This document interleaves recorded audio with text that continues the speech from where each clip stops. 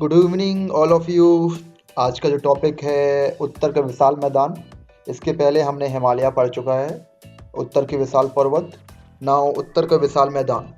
अब ये उत्तर का विशाल मैदान कैसे बनता है? अगर हम इंडिया के बारे में सोचें और विजुलाइज करें तो देखते हैं कि उत्तर में सबसे फर्स्ट में हिमालय है। हिमालय पर्वत की बहुत सारी श्रेणियां हैं जिसमें हिमालय पर्वत पूरा आ जाता है। ठीक है। अब हिमालय पर्वत में क्या है? बेसिकली बहुत सारी नदियाँ निकलती हैं वहाँ से। जब नदियाँ निकलती हैं तो क्या करती हैं? नदियों के साथ बहुत सारी मिट्टी, कंकड़, पत्थर ये उनके साथ बह के आता है। जब ये नीचे आती हैं तो ये बहुत सारी उसमें डिवाइडेड हो जाती हैं या बहुत बड़े बड़े मैदानों का मिट्टी वो मिलके मैदानों का निर्माण करती है। अब ये कैसे होता है इसके बारे में हम डीप में पढ़ेंगे।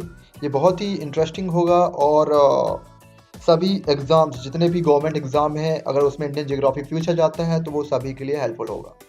हिमालय पर्वत की उत्पत्ति के पश्चात दक्षिण तथा प्राचीन शैलों से निर्मित प्रायद्वीप पठार के उत्तर में, प्रायद्वीप पठार है उसके उत्तर में दोनों उच्च स्थलों से निकलने वाली नदियां सिंधु, गंगा, ब्रह्मपुत्र आदि द्वारा जमा की गई जलोढ़ मिट्टी, मीन्स जलोढ़ मिट्टी के द्वारा जो ये इन विशाल निर्माण मैदानों का निर्माण हुआ है।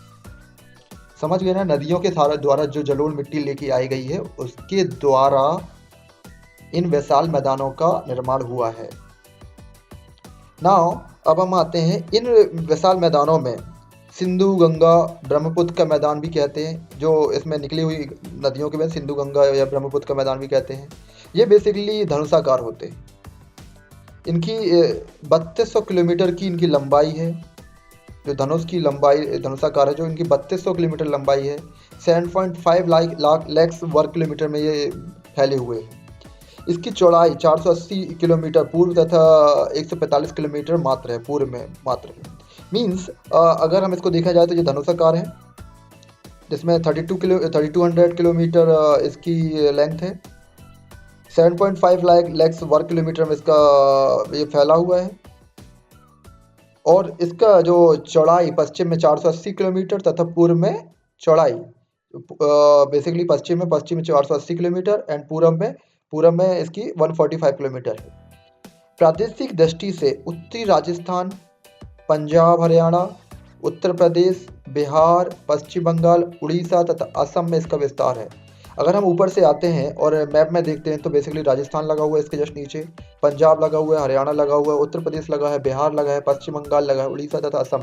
जहाँ जहाँ से नदियाँ गई हुई हैं उनके आजू बाजू का जितना भी एरिया है उधर पर इनका बेसिकली इसका विस्तार है।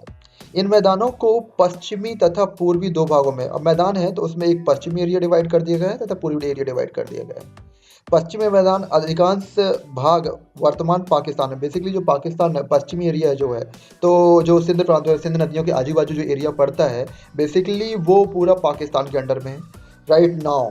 जबकि कुछ भाग पंजाब और हरियाणा, फिक्स ही बात है, पंजाब बॉर्डर के बाजू में लगे हुए एरिया है तो उसमें पंजाब और हरियाणा के बीच में होगा। जो इनका बेसिकली निर्माण जो है पश्चिम में गई हुई नदियां हैं जो सतलज है, ब्यास है, रावी है तथा इनकी सहायक नदियों के द्वारा किया गया है।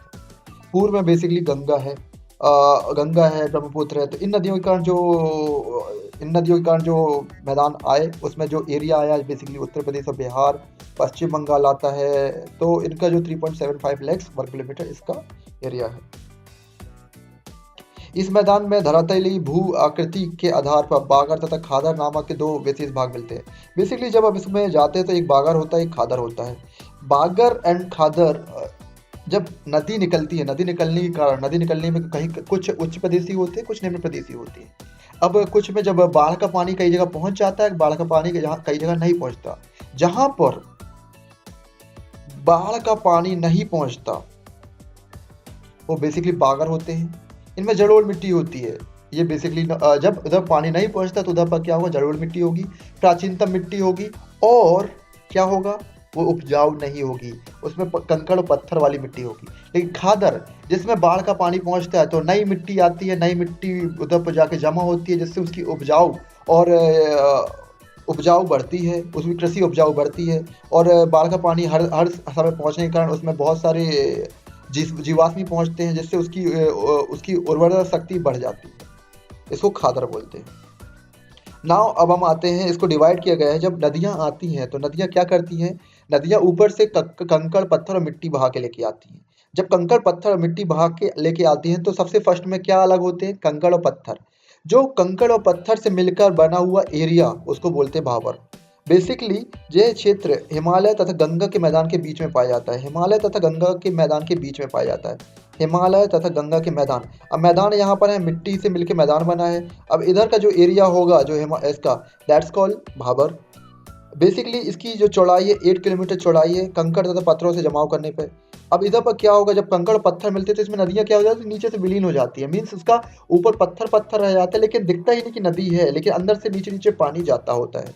ठीक है, यह गंगा मैदान की सबसे उत्तरी सीमा है। पथरीली क्षेत्र में हिमालय से निकलने वाली नदियाँ इसमें विलीन हो जाती हैं। समझ गए आप कैसे विलीन होती हैं, पत्थर ऊपर रहते हैं लेकिन नीचे से पानी उनके कांटों से होके पानी निकलता रहता है और नदियाँ दिखता ही नहीं कि नदियाँ हैं भी, लेकिन नदियाँ होती हैं। बड़ी नदियाँ की धारा धरातल में प्रवाहित होती हुई दिखती है। बस बड़ी नदियाँ जो होती हैं वही बस दिखती हुई बहती हुई दिखती हैं, बाकी छोटी नदियाँ नहीं बहती हुई दिखती हैं। इसके बाद जो एरिया आता है वो है, देखिए इसमें इस टाइप से एरिया होता है। आप देख सकते हैं कि इस टाइप से पत्थर होते हैं, इस टाइप से पत्थर होते हैं। और जो बेसिकली जो हिमालय से निकली हुई नदियाँ हैं तो सबसे फर्स्ट में इधर से नदी आई, इधर पर कंकड़ पत्थर इधर पर अलग हो गए। इसमें नदी वाटर जो है नीचे से आने लगा और दिख नहीं रहा है कि नदी है भी, और नदी विलीन हो जाती है इसमें। ठीक है, इसको डीप में अगर देखें तो हिमालय यहाँ से आया है, हिमालय इसके बीच में जो एरिया होता है, दिस एरिया, इधर पर जो है वो भाबर बनते हैं। तराई प्रदेश, तराई प्रदेश क्या है, इसमें छोटी छोटी सी मिट्टी, इसमें अब पहले सबसे पहले पढ़ते हैं। निर्माण बारीक कंकड़ तथा पत्थर तथा रेत तथा चिकनी मिट्टी से हुआ है। यह भाबर प्रदेश के दक्षिण का दलदली क्षेत्र है। भाबर प्रदेश के दक्षिण दक्षिण का दलदली क्षेत्र है। भाबर प्रदेश के धरातल से नीचे जल प्रवाहित होती हुई वहीं तराई क्षेत्र पुनः धीरे धीरे धरातल पर प्रवाहित होती हैं। जो भाबर से नीचे हुई आती हुई नदियां है, जो इसमें आप देख रहे हैं कि जो इधर से आती हुई हैं इसमें आके ऊपर से बहने लगती हैं, लाइक दैट। और इनसे अब पत्थर तो अलग हो चुके हैं, इससे जो रेत है, मिट्टी है और कंकड़ है वो इधर आके मिलते हैं तराई क्षेत्र पे। ये वाला पूरा एरिया तराई क्षेत्र होता है। इसमें नदियाँ देखने लगती हैं कि हाँ नदी बह रही है।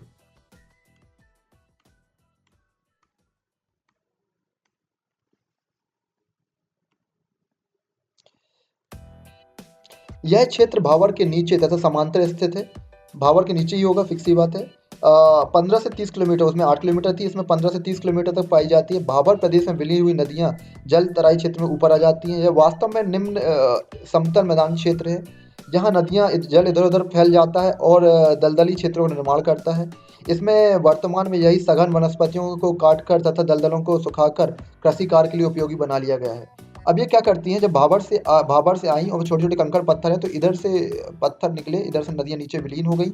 आफ्टर द तराई क्षेत्र में निकली और तराई क्षेत्र में क्या है, डिवाइड हो जाती हैं। अब ये डिवाइड हो गई तो क्या करती हैं, ये रेत के कारण ये दलदल क्षेत्रों का निर्माण करती हैं और इधर उधर फैल जाने के कारण दलदलों का क्षेत्र का निर्माण करती हैं। लेकिन राइट नाउ इनको सघन वनस्पतियों को काट कर, जो वनस्पति होती है उनको काट कर इनको कृषि कार्य के लिए बना लिया गया है राइट नाउ। ठीक है, इसमें आप देख सकते हैं तराई क्षेत्र इस टाइप के होते हैं। नाउ खादर, अब खादर क्या है, जस्ट उसके नीचे बांगर तथा खादर के प्रदेश में नदियां की बाढ़ तथा जल प्रतिवर्ष पहुंचता है। हमने प्रीवियसली पढ़ा था कि बांगर के विपरीत खादर में क्या होता है, इसमें नदियों को जल प्रतिवर्ष पहुंचता है। अब जब नदियों का जल पहुंचेगा तो उससे क्या होगा, जलोढ़ मिट्टी नवीन जलोढ़ मिट्टी द्वारा नवीन जलोढ़ मिट्टी आएगी। नवीन जलोढ़ मिट्टी आएगी तो उसमें क्या होगा, उसकी उर्वरकता बढ़ेगी और यह कृषि के लिए अत्यधिक उपयुक्त होती है। पंजाब में मिलने वाली खादर को बैट कहा जाता है। पंजाब में जो नदी खादर मिलती है उसको बैट कहा जाता है। फिर उसके बाद आया खादर। खादर में भूभाग की नदियों का बाढ़ प्रत्येक वर्ष पहुंचता है। इसमें खादर में बाढ़ का मैदान तथा कछारी प्रदेश भी कहते हैं। यह उत्तर प्रदेश जहाँ से नदियाँ निकली हुई हैं, उधर बिहार, उत्तर प्रदेश, राजस्थान में इसकी प्रमुखता है। बेसिकली काल उपलिस्टेशन से प्रारंभ हुआ तो वर्तमान में इसकी, ओके ठीक है, no problem. Now we coming on Bangar. Bangar प्रदेश भी उत्तर के विशाल मैदान की एक विशेषता है। बेसिकली इसमें नदियों का जलोढ़ मिट्टी से बना होता है, लेकिन इसमें बाढ़ का जल नहीं पहुंचता। ये बेसिकली हाईली एलिवेटेड एरिया होते हैं। इसमें चूना युक्त तथा आप देख सकते हैं इस टाइप की मिट्टी होती है। इसमें चूना युक्त तथा संगठनों की अधिकता होती है। यह कृषि के लिए उपयुक्त नहीं होती। पंजाब में मिलने बागर को धाया कहा जाता है। उसमें बैट कहा जाता है, इसमें धाया कहा जाता है। पंजाब में मिलती है नदी मिट्टी बेसिकली। ये उच्च भूभाग में होती हैं, फिक्स सी बात है। उच्च भूभाग में होती है तभी नदियों का पानी नहीं पहुंच पाता, ठीक है। चूना युक्त कंकड़ेरी होती है। ओके, तो ये कॉमन सेंस की बात है।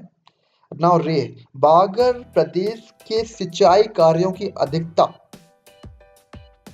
वाले क्षेत्रों में कहीं कहीं भूमि पर एक नमकीन सफेद परत बिछी हुई पाई जाती है। बागर प्रदेश, बागर में कहा जहां पर नदी का पानी नहीं पहुंचता, लेकिन वहां पर सिंचाई सिंचाई कार्यों के लिए अधिकता होने पर उसमें नमकीन सफेद परत पाई जाती है।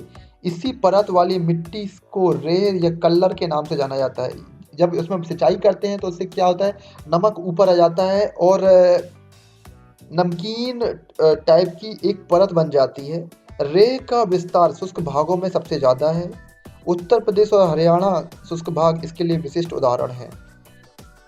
डेल्टाई, बेसिकली जब गंगा और ब्रह्मपुत्र जाती हैं तो विशाल डेल्टा का निर्माण करती हैं। डेल्टा भारत व बांग्लादेश के में फैला हुआ है। उल्लेखनीय है कि डेल्टा खादर प्रदेश का विस्तार मात्र है, परंतु इसकी दक्षिणी सीमा को सोन व चंबल नदियों के बीच द्वारा बुरी तरह से काट छाट दिया गया है। प्राह इसका बुरा स्थल भी कहा जाता है। जब डेल्टा बनते हैं तो बेसिकली इसको बुरा स्थल भी कहा जाता है, क्योंकि ये जलोढ़ मिट्टी को बहा कर लेके जाते हैं और नई जगह पर लेके जाते हैं, जिससे डेल्टा प्रदेश का निर्माण होता है। चंबल नदी और का बहुत ही ज़्यादा इससे प्रभावित है। नाम भूड़, बांगर भूमि पर पाए जाने वाले बालू के ढेर को भूड़ कहते हैं। इसका जमाव प्राह गंगा और रामगंगा नदियों के बीच में होता है। नाउ कुछ एमसीक्यूज हैं, उसको पढ़ लेते हैं। मैदान किस कहते हैं? 500 फीट से कम ऊंचाई वाले समतल भाग को मैदान कहते हैं। 500 फीट से कम ऊंचाई वाले मैदान को। पृथ्वी के कुल क्षेत्र पर कितना भाग में होता है? 41% में मैदानी भाग है। भावर किसे कहते हैं? बेसिकली जिसमें कंकड़ पत्थरों द्वारा मिलाए गए मैदान को भावर कहते हैं। डेल्टा, नदी के मुहाना पर बने मैदान को डेल्टा कहते हैं। अफ्रीका के सहारा तथा भारत के थर्मोस्थल किस मैदान के उदाहरण है? बेसिकली पवन निक्षेपित मैदान। पवन निक्षेपित मैदान बेसिकली पवन के थ्रू जो मैदान क्रिएट होते हैं, दैट्स कॉल्ड पवन निक्षेपित मैदान। कौन सा मैदान पीडमोंट के पठार से ऊंचा है? उत्तरी अमेरिका का वृहद मैदान। टिल का मैदान या हेमोड मैदान किस प्रकार के मैदान से ताल्लुक रखते हैं? हिमानी और निक्षेपित मैदान से।